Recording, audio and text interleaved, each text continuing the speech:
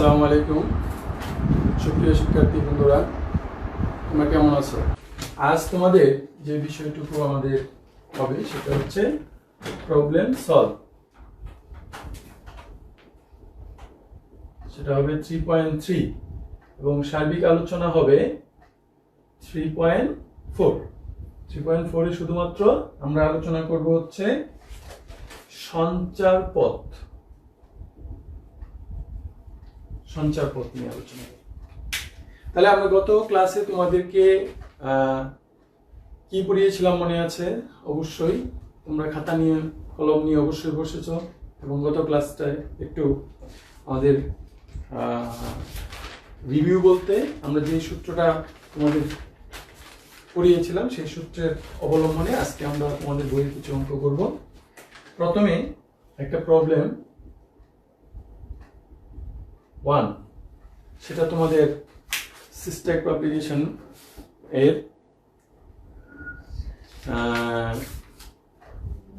3SC এর হচ্ছে 7 নম্বর অঙ্ক।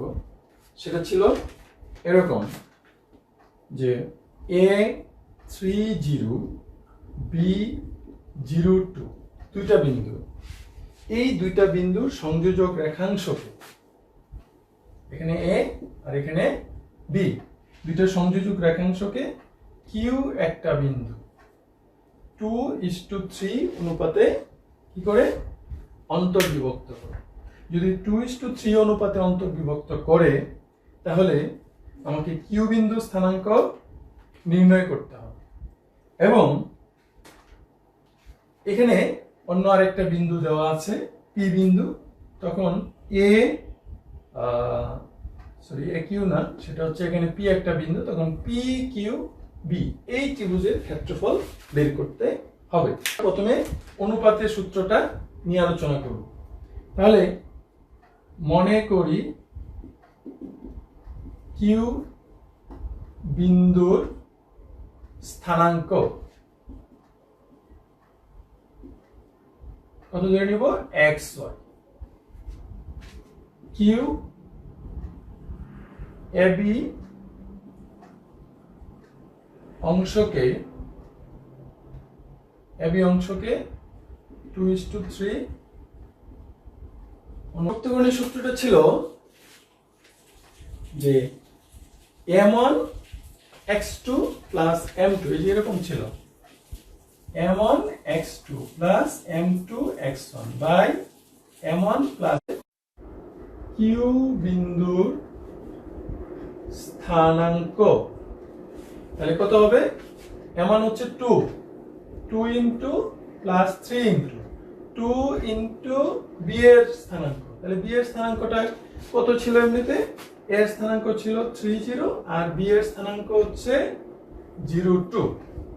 যদি এটা হয় তাহলে 2 into 0 plus 3 into 0 by 2 plus 3, এটা ছিল বুঝ। ঠিক একইভাবে কোটির মান 2 into 2 plus 3 into 0, 2 into 0 3 into 3, এখানে একটা ভুল হয়েছে, অর্থাৎ বুঝ নিয়ে কাজ করতেছি আমরা। তাহলে 2 ইনটু 0 3 ইনটু 3, অর্থাৎ বুঝ দুইটা। তারপরে আবার কোটির জন্য প্রথম অনুপাত ইনটু দ্বিতীয় কোটি, দ্বিতীয় অনুপাত প্রথম বাই 2 প্লাস 3। যেহেতু আমাদের অন্তর্বিভক্ত করেছে অতএব এটা হচ্ছে প্লাস হবে। তাহলে উপরে হচ্ছে কত? 9 আর নিচে হচ্ছে 3/2 5, এখানে হচ্ছে 4 আর এখানে 3 to 5। এই হচ্ছে কিউ বিন্দুর স্থানাঙ্ক। আর যেহেতু কিউ বিন্দুর স্থানাঙ্ক এটা, তাহলে আমরা পি বিন্দুর স্থানাঙ্ক অলরেডি দেওয়া আছে প্রশ্নে। কি দেওয়া আছে? পি বিন্দুর স্থানাঙ্ক হচ্ছে 3√3। তাহলে বলছে পি কিউ বি এর ক্ষেত্রফল কত? তাহলে আমরা লিখব সুতরাং ত্রিভুজ পি কিউ বি এর ক্ষেত্রফল, পি কিউ বি এর ক্ষেত্রফল তাহলে কত হবে? আমরা ত্রিভুজের সাহায্যে ক্ষেত্রফল নির্ণয় গত ক্লাসে করিয়েছি, হাফ ইনটু কি ভুজ, অর্থাৎ আমাদের কি পি কিউ বি। আমরা চিত্রটা যদি একটু এই জায়গায় আমরা আঁকি, তাহলে পি এর স্থানাঙ্ক ছিল হচ্ছে 3√3 আর কিউ বিন্দু স্থানাঙ্ক আমরা পেয়েছি 954/5 আর হচ্ছে বি বিন্দুর স্থানাঙ্ক হচ্ছে 0.2। তাহলে আমরা পি কিউ বি আমাদের ঘড়ির কাঁটার বিপরীত দিকে আসতে হবে, 3√3 তারপর হচ্ছে 0.2 9/5 4/5 1 1 1। এখন আমি যেভাবে লিখেছি এভাবে না লিখে যদি কেউ এখান থেকে লিখে 9/5 4/5 3√3 0.2 1 1 1 হবে, কোনো সমস্যা নেই। ক্ষেত্রফল কখনো ঋণাত্মক হতে পারে না, অতএব আমরা কি ঋণাত্মক আসলেও সমান মানে পরম মান নিব, তাহলে হয়ে যাবে। তাহলে আমরা হাফ, এটা বিস্তার তো আমরা পারি সবাই, তাহলে 3 সারি কলাম বাদ 2 - 4/5 প্লাস √3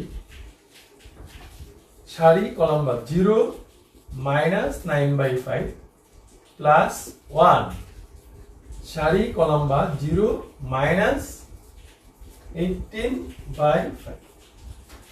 এখানে হাফ কত আসবে?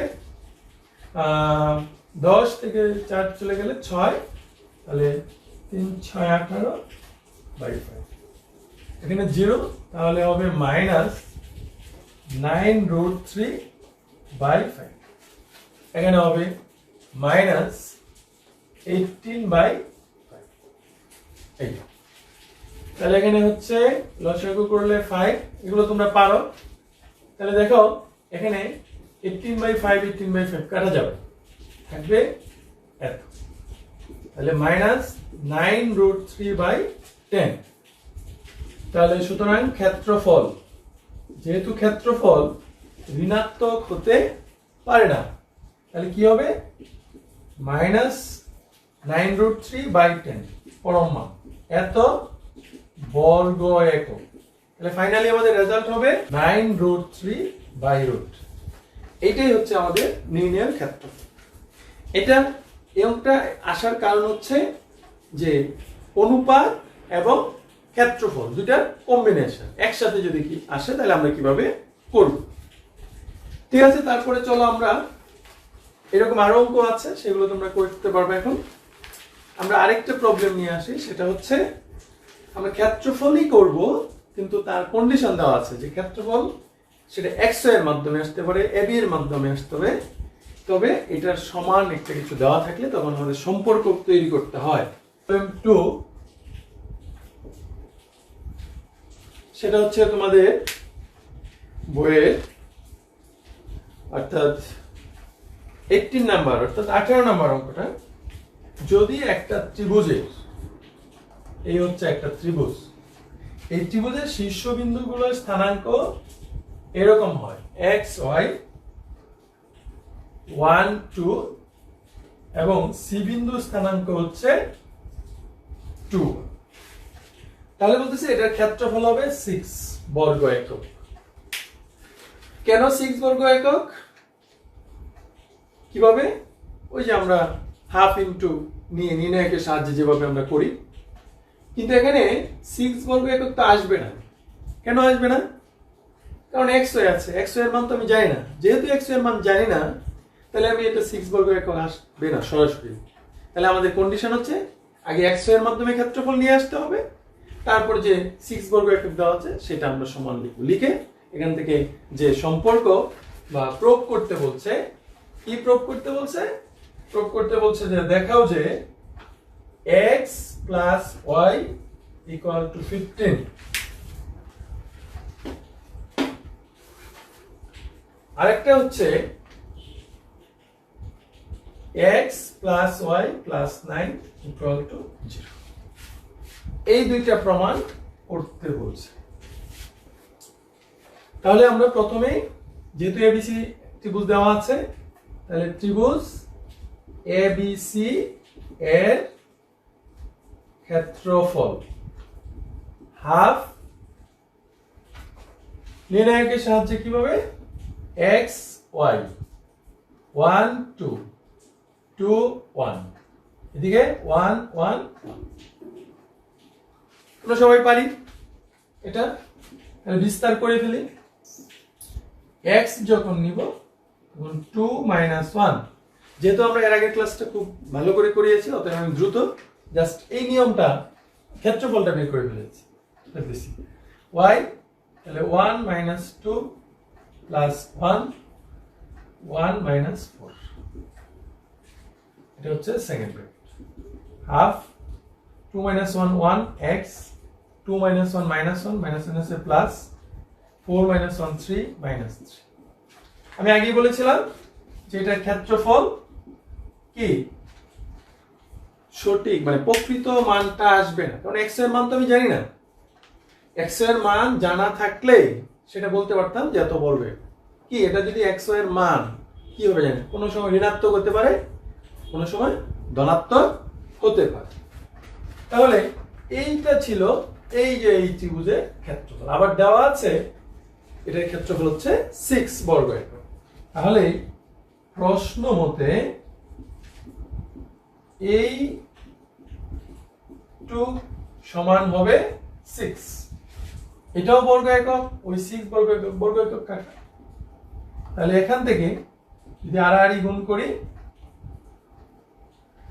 তাহলে আমাদের এই যে ক্ষেত্রফলটা এখানে আমাদের একটু বলে নেওয়া ভালো, প্লাস মাইনাস হতে পারে, কি হতে পারে প্লাস মাইনাস, এবং এটা পরম মান আমরা দিব, এখানে কি দিব পরম মান দিব, কারণ হচ্ছে কি হবে সেটা আমরা জানি না, পরম মান দিব হচ্ছে যেহেতু আমাদের ক্ষেত্রফল বানাতে হবে। আচ্ছা, এখন যদি পরম মানটা আমরা উঠিয়ে দেই তাহলে এখানে হবে প্লাস মাইনাস 6, তাহলে x প্লাস y মাইনাস 3 আর গুণ করলে কত 12। এখন দেখো যদি আমরা প্লাস নেই, প্লাস নিয়ে অর্থাৎ প্লাস চিহ্ন নিই তাহলে কি হবে x plus y minus 3 equal to 12। এখানে কিন্তু একটা প্লাস মাইনাস আছে, তাহলে প্লাস নিলাম, তাহলে x plus y equal to 12 plus 3, যদি আমরা 3টা ওই পাশে নেই তাহলে কি প্লাস হয়ে যাবে, তাহলে একটা প্রমাণ আমাদের হয়ে গেল, কোনটা এই যে x plus y equal to 15। আবার মাইনাস নিই, যদি আমরা মাইনাস চিহ্ন নিই তাহলে এখানে কত হবে x plus y minus 3 equal to minus 12, minus চিহ্ন নিলে তাহলে x plus y minus 3 plus 12, that is x plus y plus 9 equals, তাহলে এই হচ্ছে একটা প্রমাণ আর হচ্ছে এই হচ্ছে আরেকটা প্রমাণ। তাহলে আমাদের এখানে যেহেতু আমাদের ক্লাসগুলো আমরা কোরিলেশন করে করাচ্ছি, অর্থাৎ যারা একদম নতুন নিউ কামার এইচএসসি লেভেলে তাদের জন্য, আবার যারা পরীক্ষার্থী তারাও এটা তোমরা দেখতে পারো যদি কোনো প্রবলেম থাকে শুধরিয়ে গেল এই সময়ে। আবার যারা ফার্স্ট ইয়ার থেকে সেকেন্ড ইয়ারে উঠেছো তাদেরও কিন্তু এটা আগামী ইয়ারে লাগবে, নেক্সট ইয়ারে, অতএব তোমরা এটা একটু রিভিউ করে নিতে পারো, যাদের পরীক্ষা হয়ে গেছে, আর যাদের হয়নি তারা তো অবশ্যই দেখবে। তাহলে এই জন্য আমাদের এই ধরনের অঙ্ক করানো হলো। আচ্ছা, তাহলে এটাও ক্ষেত্রফল ছিল, জাস্ট আমাদের এখানে প্রুভ করতে বলছে, দেখাইতে বলছে, সেই জন্য আমরা এগুলো কি করলাম দেখালাম। প্রবলেম 3, প্রবলেম 3 হচ্ছে যে এটাও একটা ত্রিভুজ, সেটা এরকম হতে পারে এ বি সি, এর স্থানাঙ্ক হচ্ছে -1 2, বি এর স্থানাঙ্ক হচ্ছে 2 3, আর সি এর স্থানাঙ্ক হচ্ছে 3 4। অন্য আরেকটা জায়গায় পি একটা বিন্দু দেওয়া আছে, সেটা হচ্ছে xy। তাহলে বলতেছে পি এ বি এবং এ বি সি ত্রিভুজের এটা মানে দুইটা ত্রিভুজের ক্ষেত্রফলের অনুপাত বের করতে হবে। কি বের করতে হবে? ক্ষেত্রফলের অনুপাত বের করতে হবে, প্রমাণ করতে বলছি। অর্থাৎ আমাকে বের করতে হবে ত্রিভুজ PAB বাই ত্রিভুজ ABC equal to x minus 3y plus 7 এরকম একটা প্রমাণ করতে হচ্ছে বাই 22। এখন আমাদের যে জন্য করা এই অঙ্কটা সেটা হচ্ছে এই যে পরম মান চিহ্ন, এই পরম মান চিহ্ন দেখে অনেকেই আমাদের প্রশ্ন করতে পারো তোমরা যে স্যার এটা পরম মান কেন? এই পরম মানের প্রশ্নের উত্তরটা দেওয়ার জন্যই আমাদের মূলত এই অঙ্কটা করা। এরকম আরো দু একটি অঙ্ক আছে। তাহলে আমরা প্রথমে যেহেতু ABC ত্রিভুজ P সবকিছু স্থানাঙ্ক দেওয়া আছে, শুধুমাত্র আমরা ত্রিভুজ PAB এর ক্ষেত্রফল নির্ণয় করব। তাহলে এর ক্ষেত্রফল কি হবে? আমরা জানি হাফ নির্ণায়ক P এর স্থানাঙ্ক হচ্ছে x y, তারপর হচ্ছে 2 3, এর স্থানাঙ্ক হচ্ছে -1 1 1 1। আমি দ্রুত করে যাচ্ছি। তাহলে x যখন নিব তাহলে 3 -2, মাইনাস y যখন নিব, মাইনাস মনে আছে তো কি জন্য? মাইনাসটা হচ্ছে প্রথমটা প্লাস, তারপরে মাইনাস, তারপরে প্লাস, এরকম ভাবে যাবে। সারি কলাম বাদ 2 মাইনাস মাইনাসে প্লাস 1 1, তাহলে 4 প্লাস 3। তাহলে কি হবে? 3 মাইনাস 2 1 x, 2 আর 1 3, তারপরে 4 আর 3 কত 7। তাহলে এই হচ্ছে এটা। তাহলে যেহেতু আমাদের এটা ক্ষেত্রফল, অতএব এটা কি লিখতে হবে? বর্গ একক। আগের মতোই কিছুক্ষণ আগে ওটা করেছিলাম। এটা কি হতে পারে?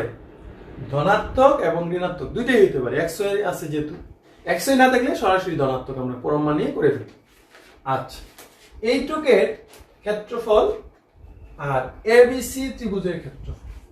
এখন ঠিক একই ভাবে আমরা আবার ত্রিভুজ ABC এর ক্ষেত্রফল সমান কি হবে? হাফ, এর স্থানাঙ্ক হচ্ছে -1 2, b এর স্থানাঙ্ক 2 3, c এর স্থানাঙ্ক 3 1 1 1।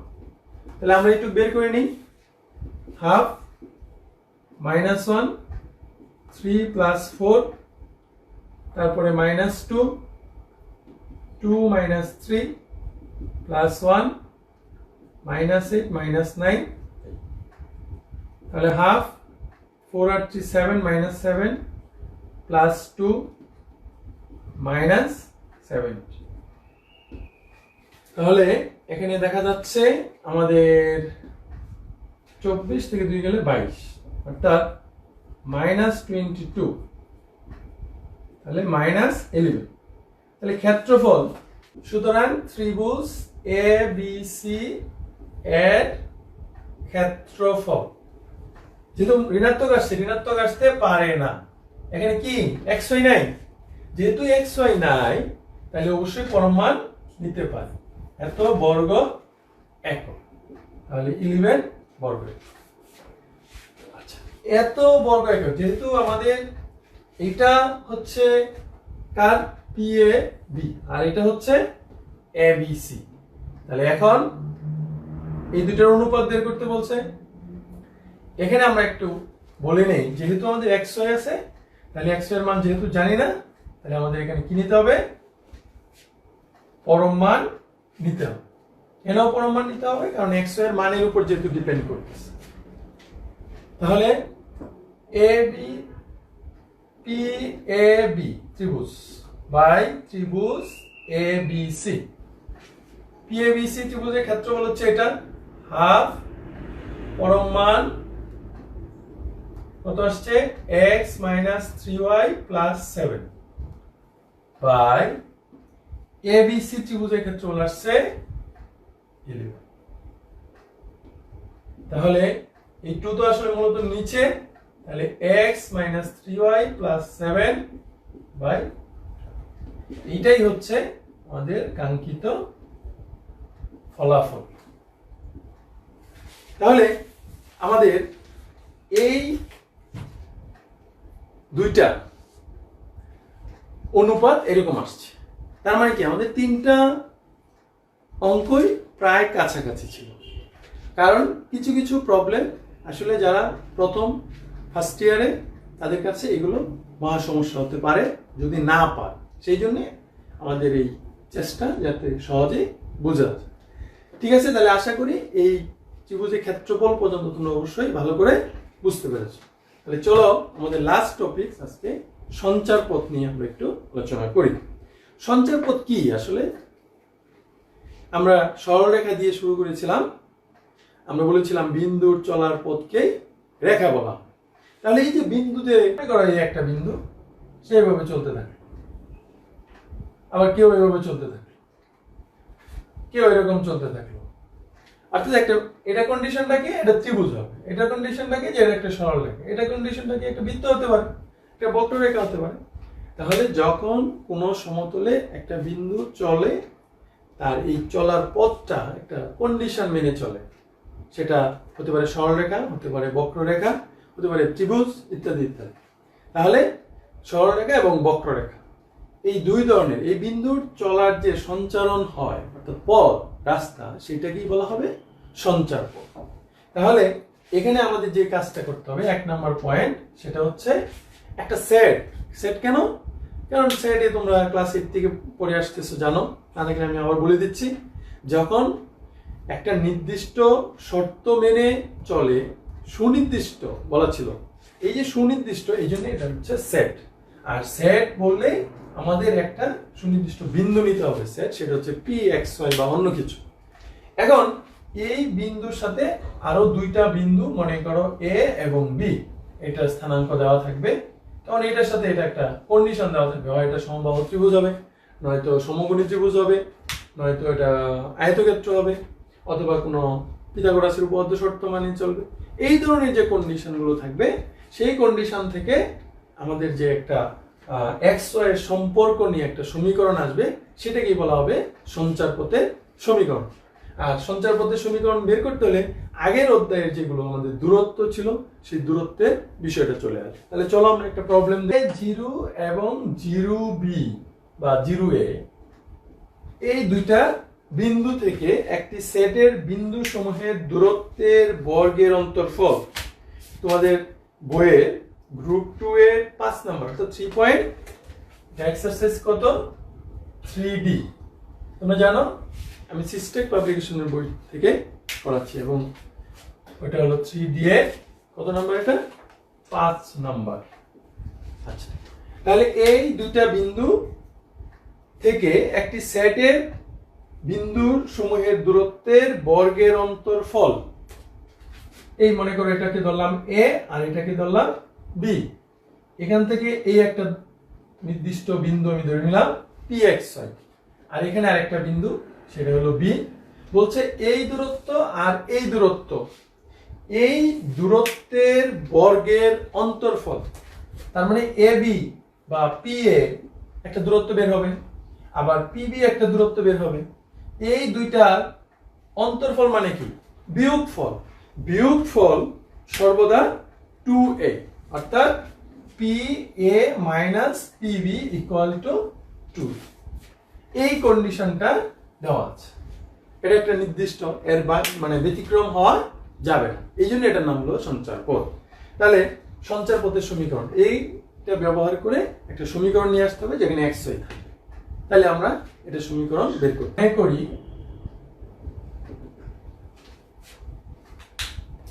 সঞ্চার পথের উপর একটি,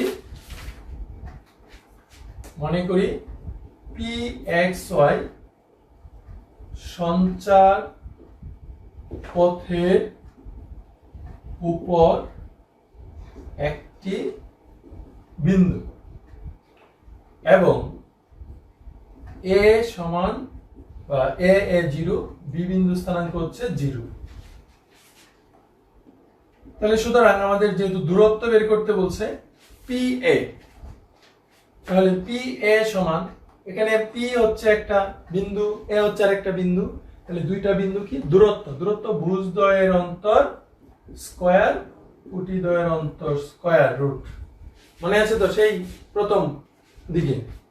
তাহলে এখান থেকে আমরা কি করতে পারি, x square minus 2ax plus s square plus y square. তারপর পিবি, পিবি কত আসবে, একইভাবে x minus 0 whole square y minus a whole square. ভুজদ্বয়ের অন্তর, এই যে ভুজ কত, এখানে x, এখানে 0, এখানে কোটি কত y, তাহলে এখানে আসবে x square y square 2ay s square. তাহলে এইটা এবং এইটা, এই দূরত্বের অন্তরফল, বিয়োগফল, পার্থক্য সবগুলো একই কথা। এই দুইটার পার্থক্য কত হবে, 2a বলা ছিল, কত 2a। তাহলে শর্ত মতে PA minus PB equal to 2a। তাহলে P এর মান কত পেয়েছি, x square minus 2ax plus s square y square root minus PB এর মান কত পেয়েছি, যেহেতু এটা দেখেছি আমি এটা মুছে ফেলছি, PB এর মান হচ্ছে x square plus y square minus 2ay plus s square. ডান দিকে আছে কি 2a, সহজ ভাবে শেষ হয়ে যাবে রুট ওভারটা। তাহলে এটা কিন্তু আরেকটু সহজ উপায় আছে, সেটা ছিল যে এই যে PA বের হয়েছে, এটাকে যদি তুমি আরেকটা লাইন তুমি এখানে বাড়িয়ে দাও, তাহলে তোমার এটা অঙ্কটা আরো সহজ হয়ে যাবে।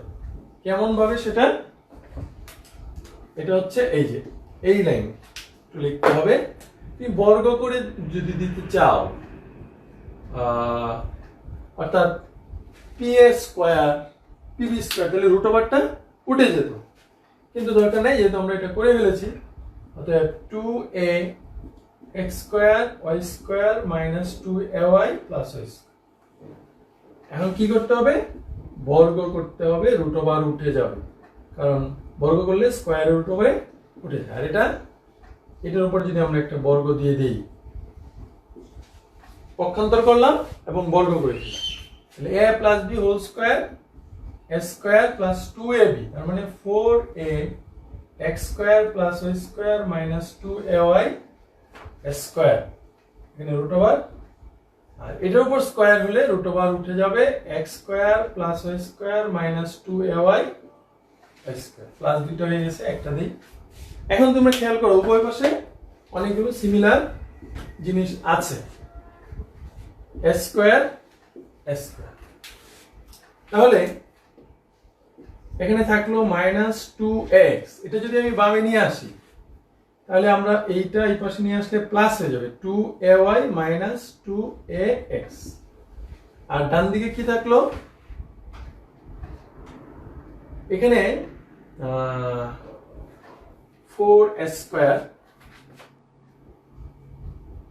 4s স্কয়ার কে আমরা বামে নিয়ে আসলো, তাহলে এখানে 4a root over x square plus y square 2ay plus এইটুক আমার।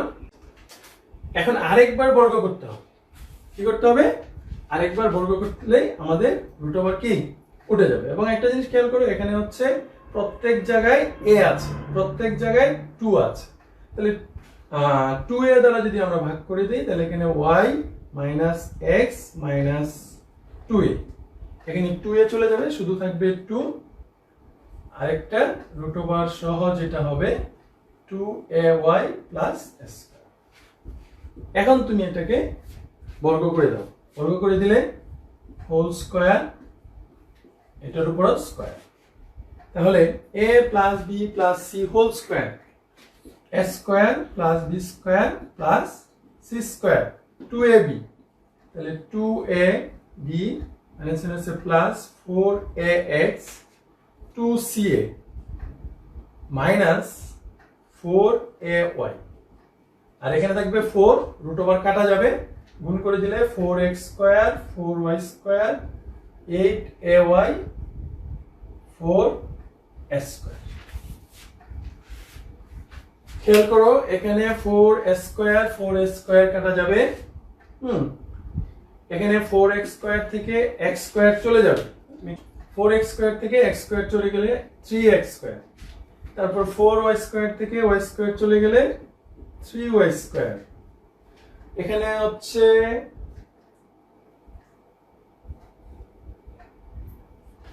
xy অর্থাৎ 2xy এর পাশে চলে গেলে প্লাস 2xy, এখানে হবে 8ay, এই 4ax এর পাশে গেলে 4ax, তাহলে আমি 2x লিখলাম 4ax লিখলাম y স্কয়ার, আচ্ছা এখানে 8ay, এটা ওই পাশে গেলে কি প্লাস, তাহলে 8 থেকে 4 চলে গেলে 4, তাহলে ঠিকই ছিল 4। ইহাই হচ্ছে নির্ণয় সঞ্চার পথের সমীকরণ।